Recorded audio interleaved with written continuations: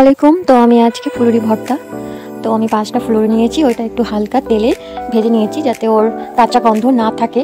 তারপর ওইটা সাইড করে ওই তেলে আবার রসুন আর একটা শুকনো লঙ্কা ভালো করে ভেজে তারপরে আমি নিয়েছি পেঁয়াজ, রসুন কুচি, শুকনো লঙ্কা আর ধনিয়া পাতা, এটা আমার কাছে ফ্রোজেন ছিল, আর কাঁচা লঙ্কা কুচি করে তাতে কয়েক ফোঁটা লেবু রস দিয়েছি আর লবণ দিয়ে ভালো করে জাতীয় খাবার খুবই লোভনীয় হয় আর আমার তো ভীষণ ফেভারিট।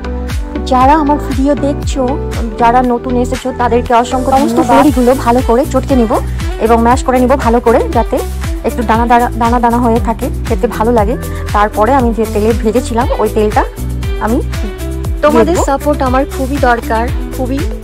আর আমি বুঝতে পারি না যে আমার এই ভিডিওটা বানানোর পর কতটা ভিউ আসবে। আবার দেখা হবে নতুন একটা ব্লগে, নতুন একটা রেসিপি নিয়ে। ভালো থাকবে সবাই, সাপোর্ট, শেয়ার, লাইক, কমেন্ট।